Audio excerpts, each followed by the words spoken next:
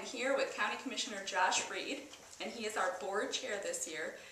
What would you say have been the most pressing issues that the commissioners have dealt with? I would say it's been really challenging dealing with this particular year. We had our budget and we had union negotiations, both back to back. So the very beginning of the year, of course, we looked at restructuring some of our county departments, and we met religiously with the finance committee in those departments, and we was tossing ideas around, you know, what is best for Gladwin County and where can we possibly either create some revenue or save some money. So after, you know, several meetings there, we came out with our first roll and laid a few off and restructured the maintenance department and created some revenue here and there, which essentially did really help us this year. Then, you know, of course, doing the union negotiations, perhaps it was good timing because people knew the money crunch. You know, they're very challenging, and we do have all our unions settled except for the courts. So we're going to work on the courts next year. We're just hoping to get to that this year. It's just not going to happen at this point. So a little challenging all the way around, but we did essentially also go to the 4-day work week. I personally have had many good comments. We're open earlier at 7:30, and I've had 2 businessmen that I've talked to, and we got on the same page, and really it is a little bit about change and getting used to it, and awareness. And Awareness. One wasn't even sure, and it's important that everybody knows, you know, that our new hours are 7:30 to 4:30, and Right, because, you know, you come banging on the door on Friday. Right. You're not getting in. But there are other ways that you can do business with the county on Friday. There are things that people can do online. Yes, and the clerk's office is open on Fridays, limited. We just have one staff member there, and then if the courts happen to have court on Friday, then we have to call somebody in, and we're really trying to keep this cost neutral to the county. So it's so important, since the courts and the clerk's office overlap a little bit, that we communicate. So if we know there's a court hearing coming up, you know, somebody can leave early that's going to come back in on Friday. The clerk's been really good about that. There's just so much going on in the county, and everything ties together, you know, at some level. So as we was negotiating budgets, it wasn't just about one department necessarily, because their budget directly affects the next. Another one, absolutely. And so as we try to get a grasp on where our monies are going and coming, and where our revenues are, and they're up and down so much, you have to watch that pretty close. Yeah, and there's a lot of departments to manage. Would the county ever consider looking at maybe an administrator to oversee? It's funny that you ask, because at our last board meeting, our very last board meeting this past Tuesday, I did bring that up.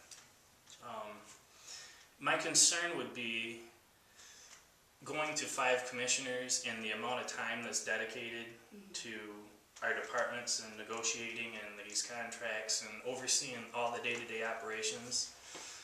As a chairperson, I'm very busy and I'm on my phone a lot trying to do that.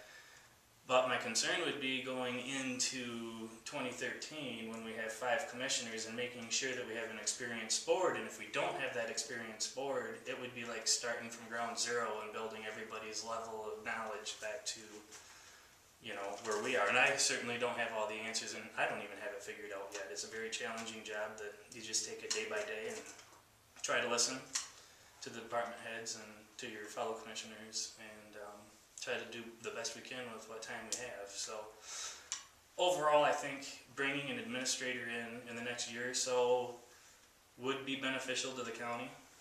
Getting them somewhat acclimated to, one, the people that are there, the department heads, how our budget works, where our revenues come in, when they come in, what our expenditures are, what some of the cost controlling issues are, and some of that's, you know, sheriff department, you know, they really struggle with fuel in the vehicles, and just running so many miles on the vehicles, we have to replace vehicles more than we've had to before. And unfortunately, with the state moving their stuff around, but the level of crime, there's certainly a demand for our road patrol, and So making sure that they have what they need to protect us. So if in fact, you know, there happens to be a domestic violence or you see a struggle on this side, hopefully we don't have a cop clear on the other side of the county that has to Right. buzz across, and unfortunately that seems to be the way it is. We're running back and forth trying to put out fires.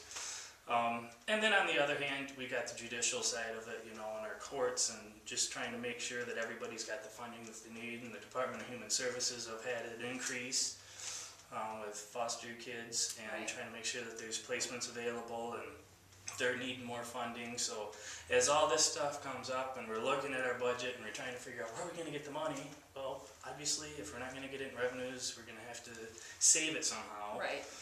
Well, and that takes a lot of cooperation. That takes, you know, every department looking at ways to save.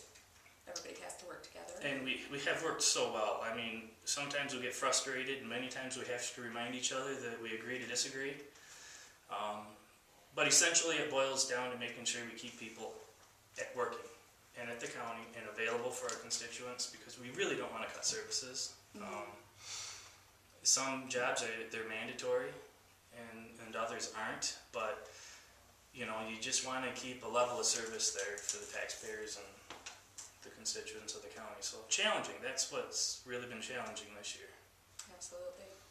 Well, thank you for coming in and taking time out of your busy schedule, because Josh Reid is a man who wears a lot of hats. He's a firefighter, he is a board chairman, and he works over at Flynn.